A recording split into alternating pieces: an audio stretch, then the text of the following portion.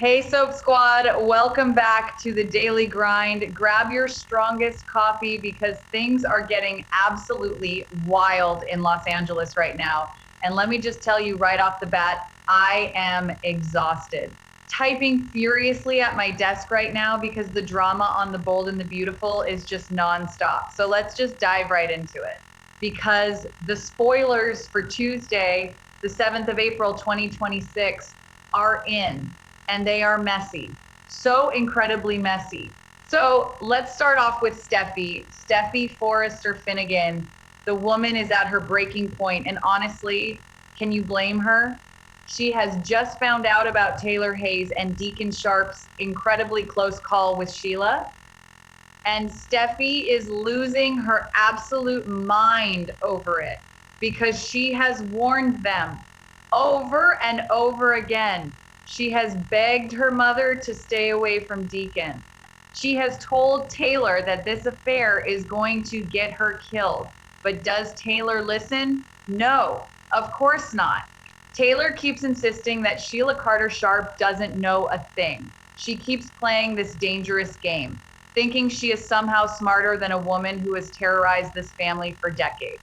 And Steffi isn't too certain about that.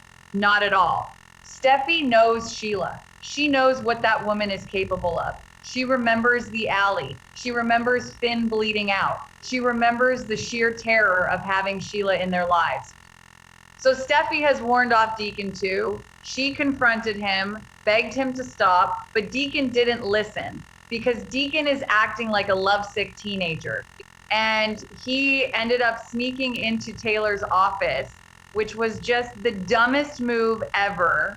That's when Sheila found them together. I mean, come on. If Deacon hadn't done that, Sheila might still be in the dark, but he just couldn't stay away. He just had to go see Taylor.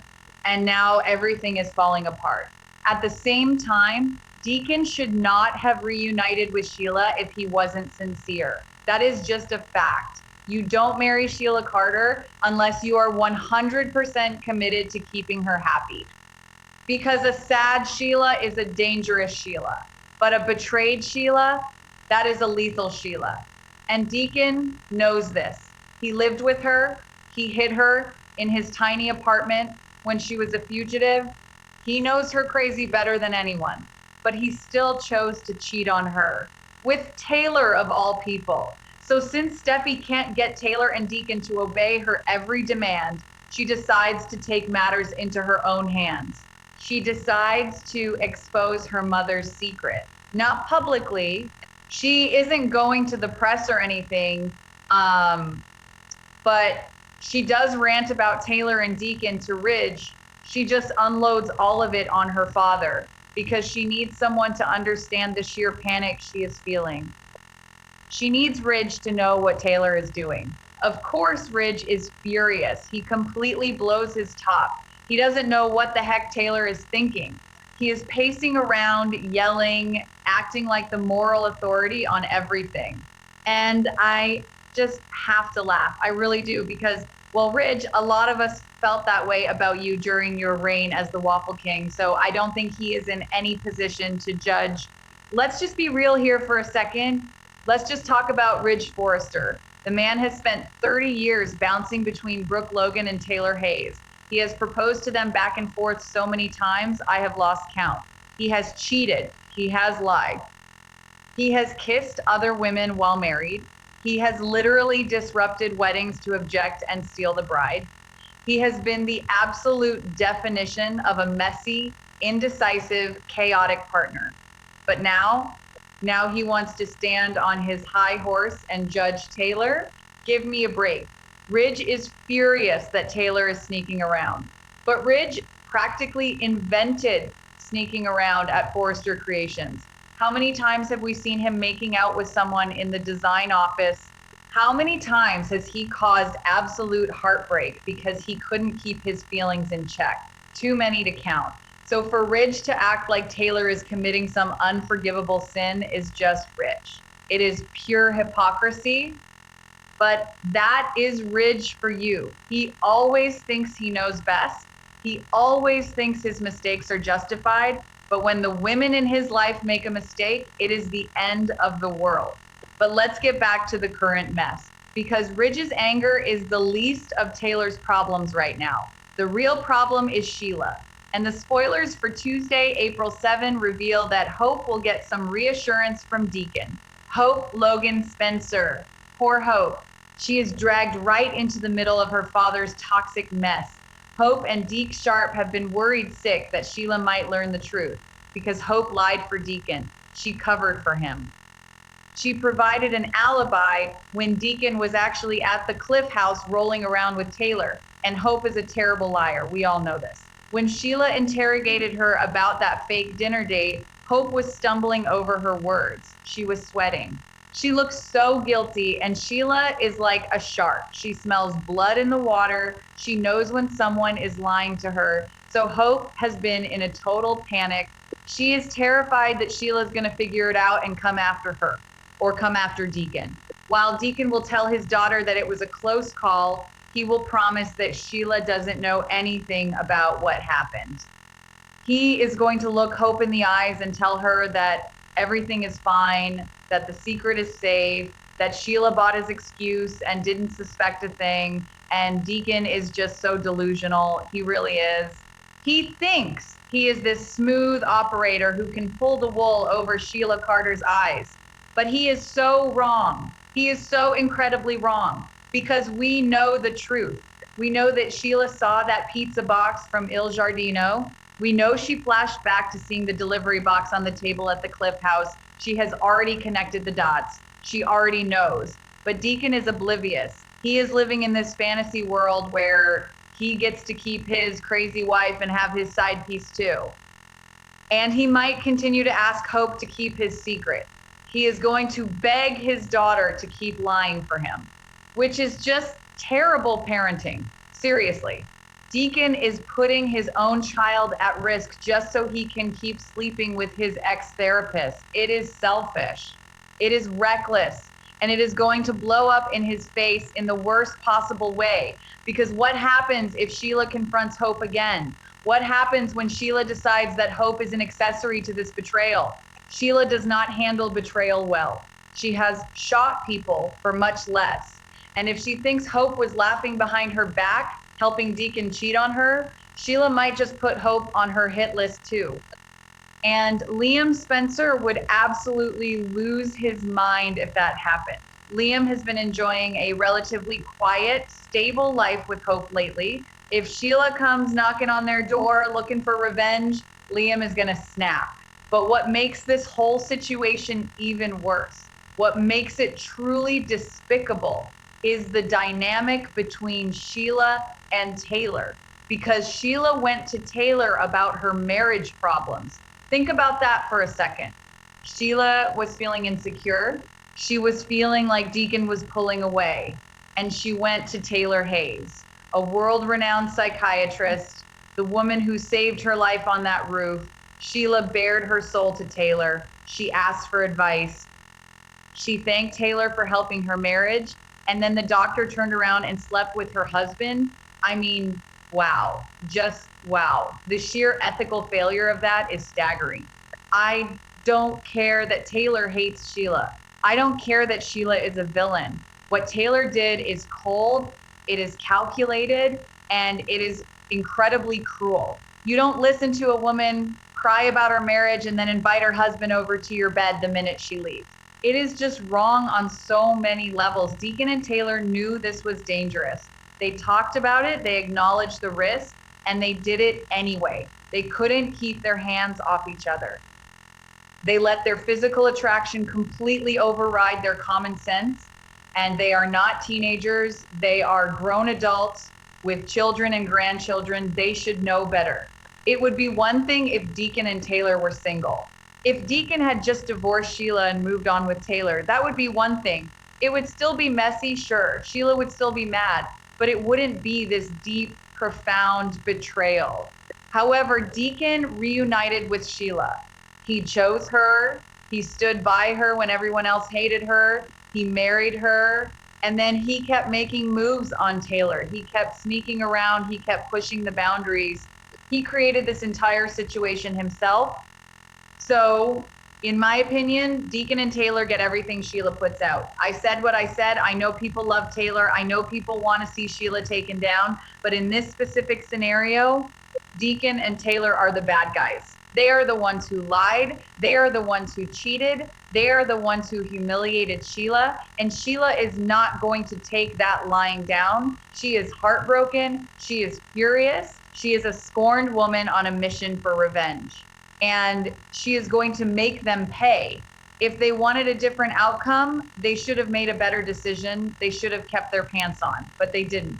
And now the whole family is going to suffer the consequences because we know what is coming. The rumors are already swirling. Sheila's going to get a gun. She's going to go after Taylor because in Sheila's twisted mind, Taylor is the ultimate enemy. Taylor is the woman who stole her husband. Taylor is the woman who pretended to be her friend while stabbing her in the back. Sheila is going to want blood.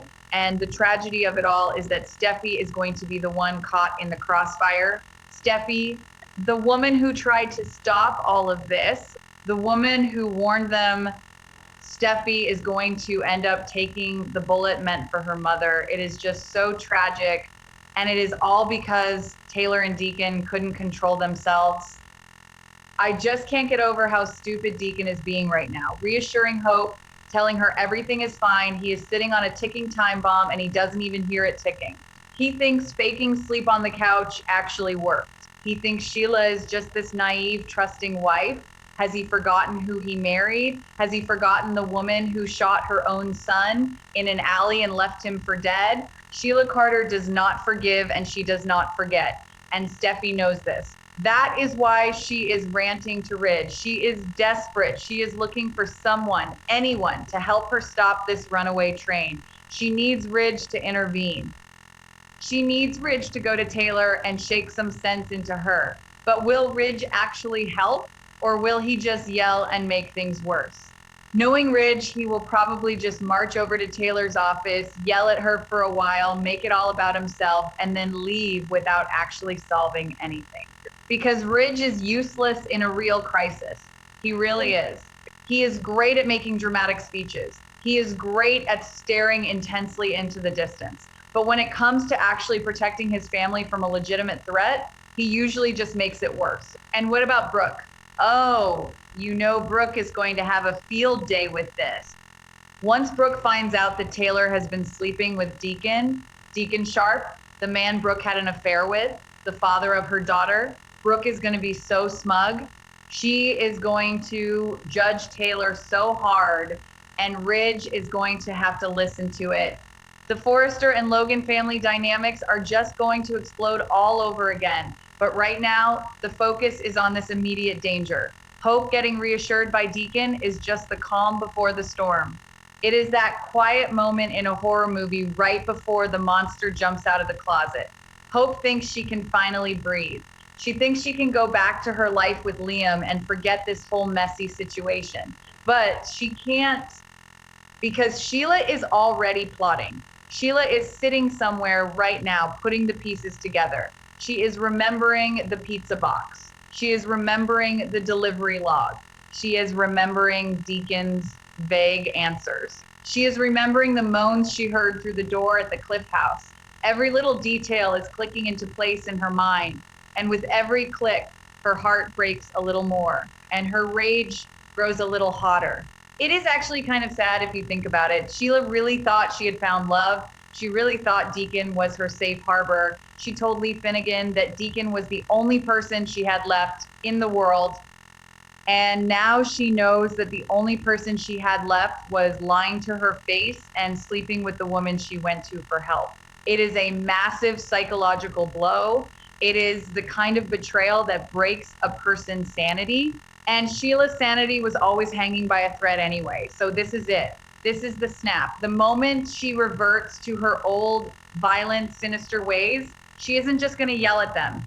She isn't just going to file for divorce. She is going to seek physical, violent retribution, because that is the only way Sheila knows how to process pain. She inflicts it on others, and Deacon is just going about his day, maybe sketching some designs for Katie's fashion house.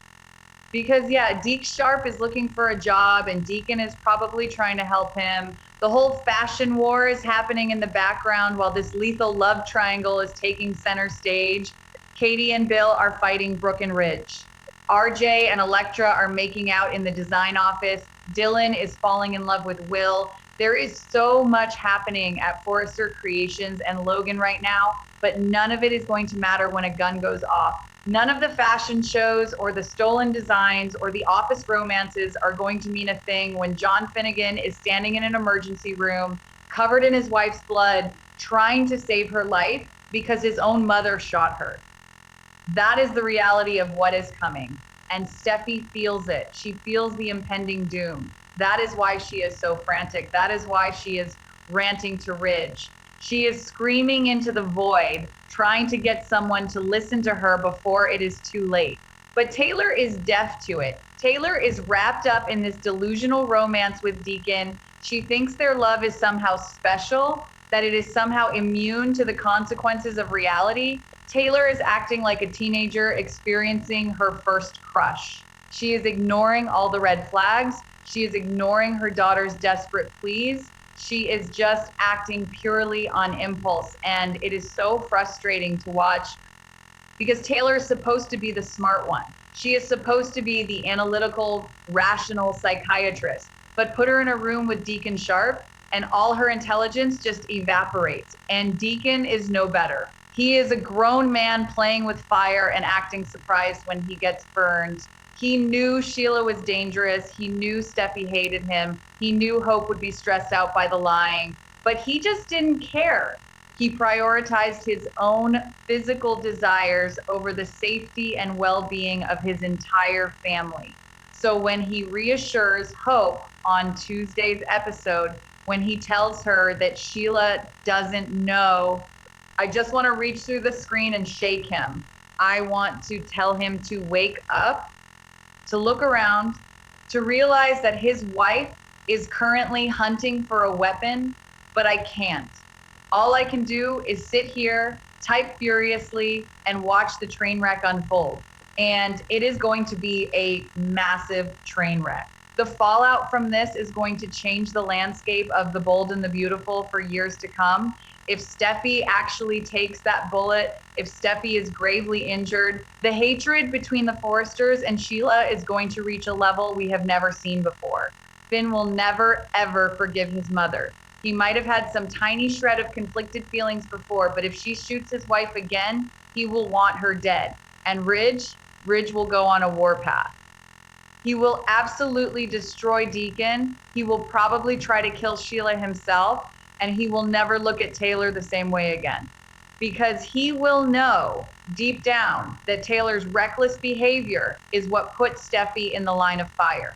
Steffi is Ridge's princess. She is his favorite child, let's be honest. If she gets hurt because Taylor couldn't keep her hands off Deacon Sharp, Ridge is going to unleash a fury that will make his Waffle King days look tame. And Brooke will be right there beside him, validating his anger. Brooke will use this to completely ostracize Taylor from the family. She will point out that Taylor brought danger into their lives. She will use it as ammunition in their never-ending war. It is all just so messy and so entirely preventable. If Deacon had just stayed loyal, or if he had just been honest and asked for a divorce, if Taylor had just acted like a professional and maintained her boundaries, none of this would be happening. But this is Los Angeles. This is the soap world. Nobody makes the logical choice. Nobody does the right thing. They all just follow their worst impulses and drag everyone else down with them. So grab your popcorn, folks, because Tuesday's episode is going to be a tense one. Steffi ranting, Ridge fuming, Hope panicking, Deacon lying. And somewhere in the shadows, Sheila Carter is preparing to strike. I am going to need another cup of coffee to get through this week because the drama is just not stopping. And my fingers are cramping from typing all of this out, but I have to get the word out. The fans need to know, they need to be prepared for the absolute chaos that is about to hit their screens. Steffi is doing her best. She really is. She is the only one trying to hold this family together and protect them from the monster at the gates. But she can't do it alone. And she certainly can't do it when her own mother is opening the gates and inviting the monster's husband into her bed.